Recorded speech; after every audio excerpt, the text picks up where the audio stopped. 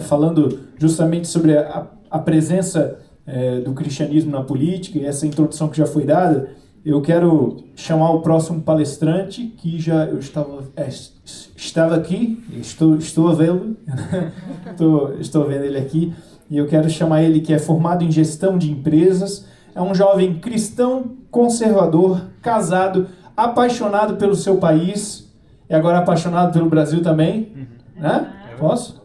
Pode, então já estou apaixonado pelo Brasil também, já estou botando um triângulo amoroso aí. Um dos jovens deputados da Assembleia da República Portuguesa pelo partido Chega, eu acho um nome bem sugestivo, Chega, cujo presidente é André Ventura. Com vocês, uma salva de palmas, recebam com muito carinho, Daniel Teixeira, junto a nós, por favor.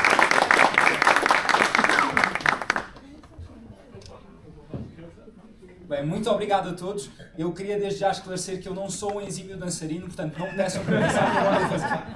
Mas queria agradecer ao Paulo pela simpatia, agradecer também ao Tiago por o evento que foi organizado e também pelo convite realizado. E dizer também que não vou dar uma aula aqui como o reverendo Jonatas deu, mas acima de tudo gostava de compartilhar convosco aquela que tem sido também a minha experiência na política, muito curta ainda, como foi falado, mas que creio eu que pode ser bastante agregadora daquele que será também o tema aqui discutido.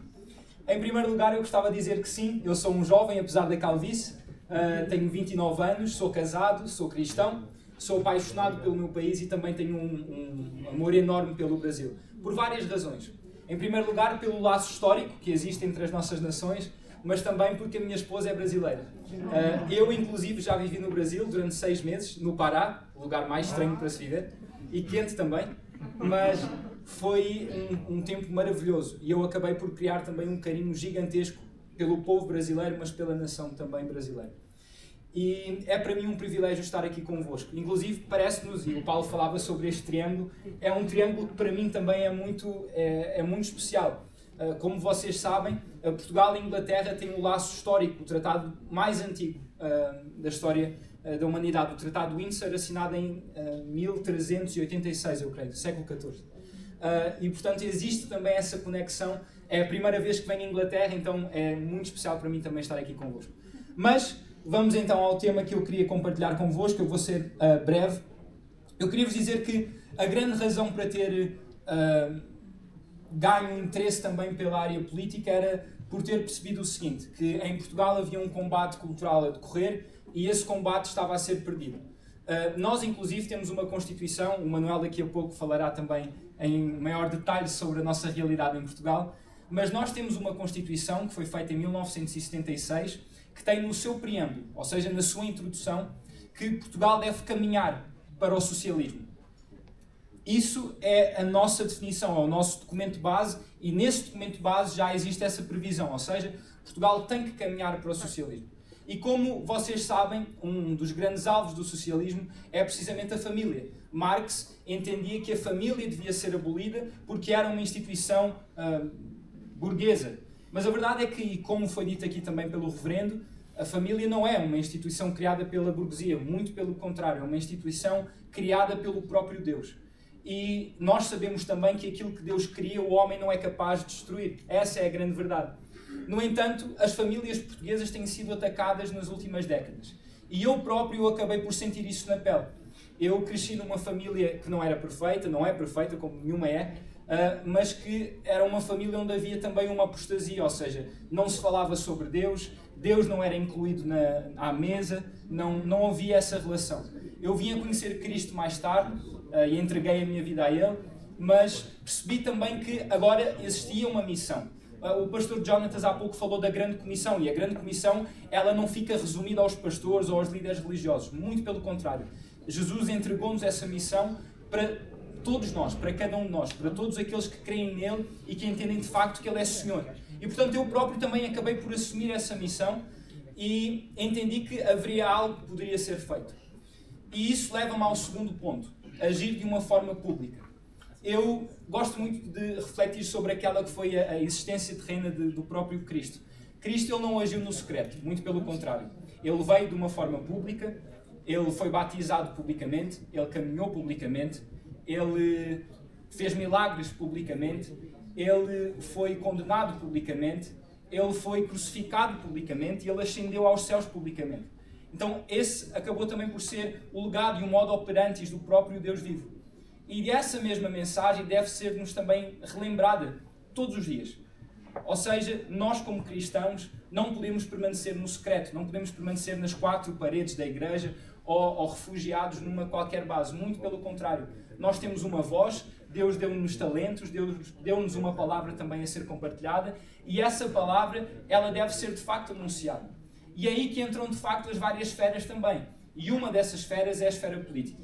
Eu pessoalmente, como o Paulo há pouco introduziu, eu não sou formado em política, não sou formado em direito, sou formado em gestão. Mas, juntamente com a minha esposa, nós começámos a fazer um trabalho voltado para a juventude. Eu e a minha esposa já organizamos há 8 anos conferências cristãs para jovens aqui na Europa. Inclusive, no último ano organizámos uma em Amsterdão. Tivemos 28 países representados, não apenas países europeus, mas outros também. E tivemos 527 jovens reunidos naquele lugar. E foi uma experiência extraordinária. Mas essa era, de facto, onde o nosso coração estava e era a nossa missão, no fundo. Mas quis o Senhor, ou também quis o Manuel, a Rita e quem fez o convite, que eu pudesse também, de alguma forma, dar o meu contributo nesta esfera política. E a partir daí eu comecei também a participar em debates com jovens, a visitar faculdades, universidades e eventualmente surgiu então este desafio de ser um deputado à Assembleia da República. Não foi algo que eu ambicionava ou que desejava, inclusive eu tive o privilégio de conhecer a Ana já há alguns anos atrás e ela sabe muito bem. Não era de facto esse o plano. O meu plano era continuar com esse trabalho que desenvolvia com a minha esposa, trabalho esse que ainda continuo a desenvolver, mas surgiu essa oportunidade, surgiu essa missão e eu entendi que de facto poderia ser uma porta para fazer algo diferente e para combater esse bom combate, como aqui foi falado ainda há pouco. Em terceiro lugar, há algo que também me parece muito pertinente e que deve ser também relembrado a todos nós, que é a necessidade de nós entendermos que vivemos tempos difíceis e que a coragem, ela deve ser um atributo muito presente em todos nós. Há um episódio que sempre me chamou muita atenção nas Escrituras, que acontece em Atos, e Lucas ele relata de uma forma extraordinária. Nós tínhamos 2 homens, 2 discípulos, João e Mateus, que haviam saído pela cidade, haviam saído por Jerusalém, e que encontram na Porta Formosa um homem, um pobre, quiçá paralítico até, que lhes pede por suporte, por dinheiro no caso. E eles dizem algo extraordinário, eles dizem, olha, isso não temos, mas temos algo muito melhor, e isso te entregamos. E aquele homem foi curado e saiu muito feliz e começou a anunciar aquilo que tinha acontecido. Entretanto, tanto João como também Pedro são levados a depor ao Sinédrio e ali são confrontados. E esse episódio é muito interessante, não apenas por o milagre em si, mas principalmente por aquilo que aconteceu depois. Ou seja, eles são confrontados, ali eles são intimados a não falarem mais sobre Jesus, mas depois a primeira coisa que eles fazem é sair daquele lugar, reúnem-se com os discípulos e eles oram. E eles não oram por algo, digamos, aleatório. A oração deles é muito pragmática. Eles oram por coragem. E isso, quando nós lemos e quando passamos pelas Escrituras, talvez nos passe ao lado, ou talvez nem damos tanta atenção. Mas eu queria que vocês refletissem comigo.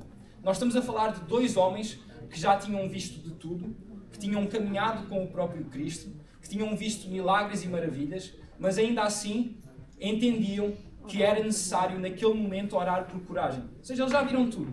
E naquele momento um milagre acontece também, eles são intimados e percebem, não, olha, nós temos que orar por coragem.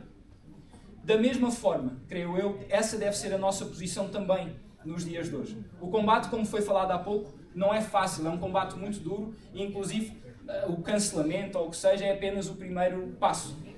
Quiçá a situação vai complicar como tem complicado, por exemplo, no Brasil ou em outros países, como é o caso da Venezuela, Cuba e entre tantos outros, Honduras e por aí fora. Nós ainda podemos compartilhar essas boas novas sem prejuízo de sermos condenados, pelo menos agora, no caso. Mas a verdade é que a coragem ela deve ser um atributo do cristão e do bom cristão. E nós, como conservadores, devemos entender isso também, que nós fomos chamados para algo e devemos fazê-lo, de facto, com coragem, acima de tudo, com um coração voltado para o Senhor, mas percebendo que Ele é connosco, que Ele é por nós, e se assim é, o homem não poderá ser contra nós. E, portanto, nós temos uma missão que é muito árdua. E, como eu vos falei no início, o meu coração e o meu intuito era, de facto, poder combater esse bom combate e poder, de alguma forma, apontar para esse ataque que tem acontecido com as famílias. E Portugal não tem sido diferente.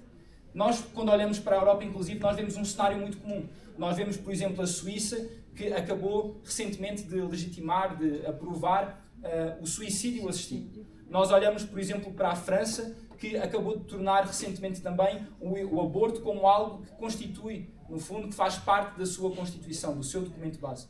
E isso é um cenário que é transversal. Eu, inclusive, recentemente lia uma notícia que me deixou chocado. Um homem inglês com mais de 90 anos que saiu daqui, deslocou-se até à Suíça para realizar esse suicídio assistido. Um homem que tinha família, um homem que tinha filhos e netos, mas entendeu, e não tinha nenhum problema de saúde, inclusive, mas entendeu que devia cessar com a sua própria vida. E isso é trágico, mas isso acaba por ser também um exemplo perfeito daquilo que tem acontecido na Europa. Algo que me chama muito a atenção e que deve nos alertar também, creio eu, é a forma tão rápida como isso foi acontecendo.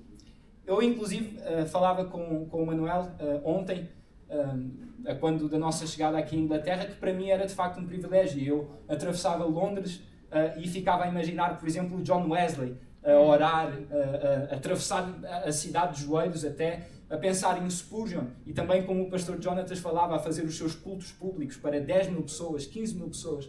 Ficava também a pensar sobre Lewis e Tolkien, que nas suas áreas também, enquanto cristãos, eram muito afirmativos daquilo que eram as suas crenças. Ou seja, um lugar que de facto era recheado e que era rico de boas referências, mas que hoje, quiçá, e como outros países também, acabou por ficar refém dessas mesmas referências. Eu, por exemplo, já tive o privilégio de viver na Suécia. E na Suécia nós tivemos homens como Gunnar Wig, Daniel Berg, que viajaram até ao Brasil e que ali fundaram, por exemplo, a Assembleia de Deus. Ou seja, a Europa, aquele lugar que outrora, que há 2 séculos atrás tinha um Wesley, que há 1 século atrás tinha um Spurgeon, um lugar que era riquíssimo, que enviava homens e mulheres para pregar o Evangelho em outros lugares. Hoje, vive um momento de apostasia. E isso leva-me também, e de uma forma muito particular, a agradecer também a vocês por aqui estarem. Eu costumo dizer, e não tenho qualquer vergonha de o afirmar, eu sou fruto de missões. Ou seja, eu fui resultado também da vida de um homem que atravessou um oceano e que pregou o Evangelho e as boas novas. E eu vim a conhecer Cristo através desse mesmo homem.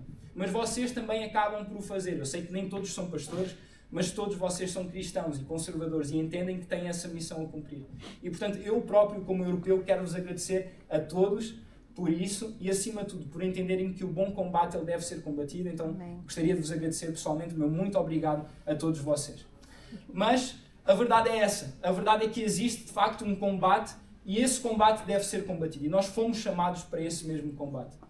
As nossas famílias, elas têm sido talvez o ponto central e o ponto mais visível dessa mesma situação. Hoje em dia já nem se define o que é uma família, já há 30 definições para o que pode ser uma família.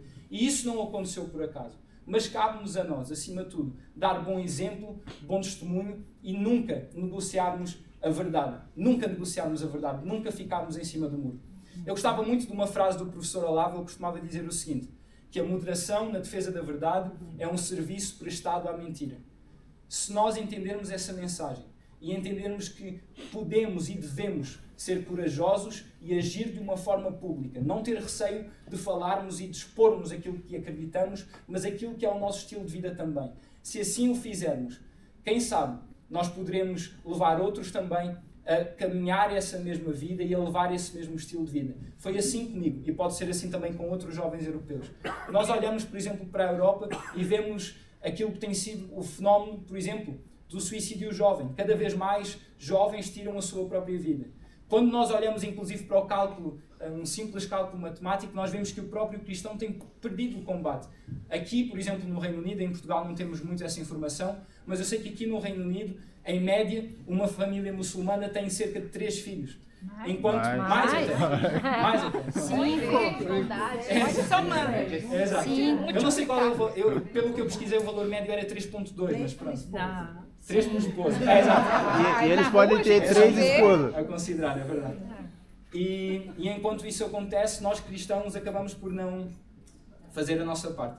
Inclusive eu quero afirmar, eu já estou a fazer a minha parte, vou ser pai agora em março. Muito obrigado. Tem que fazer mesmo.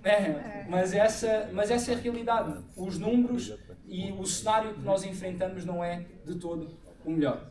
Mas nós podemos fazer algo. E eu acho que aquilo que nós vivenciamos aqui e aquilo que nós estamos também a experienciar com este evento é de facto essa oportunidade.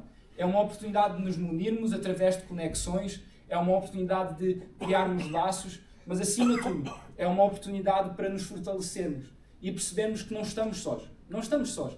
Eu, por exemplo, tenho um enorme carinho pelo Manuel. Eu hoje posso viver aquilo que vivo, é também graças à família do Manuel, graças ao bom exemplo que eles deram, e isso fez-me mudar também a minha forma de ser. E quem sabe, muitos de nós aqui olhamos para a situação que enfrentamos não só na Inglaterra, mas também no Brasil, e pensamos o mesmo. Quem somos nós para fazer alguma coisa? Quem somos nós, na nossa pequeneza, para mudarmos o que quer que seja? Mas a verdade é que algo pode ser mudado. Como Wesley foi capaz de mudar aqui, como Calvino, como há pouco o reverendo falava, foi capaz de mudar também uma cidade. Quem sabe, nós, aqui, podemos de facto fazer algo também e deixar um bom legado. Eu costumo dizer que eu sou um homem simples, um jovem simples, com um coração simples, com uma família simples e que apenas e simplesmente deseja fazer algo. Eu acho que esse deve ser o mote para todos nós. Ou seja, nós podemos fazer algo. E se essa for a nossa missão, se isso estiver realmente presente no nosso coração, eu creio que o nosso Deus é bom o suficiente e gracioso o suficiente para nos usar e para poder fazer aquilo que Ele, não nós, mas aquilo que Ele, acima de tudo, quer. Então, essa é a missão e essa é, de facto, a palavra que eu queria compartilhar convosco. Não me vou alongar, vamos ter mais tempo também para conversar, mas o meu muito obrigado e Deus os abençoe a todos. Muito obrigado.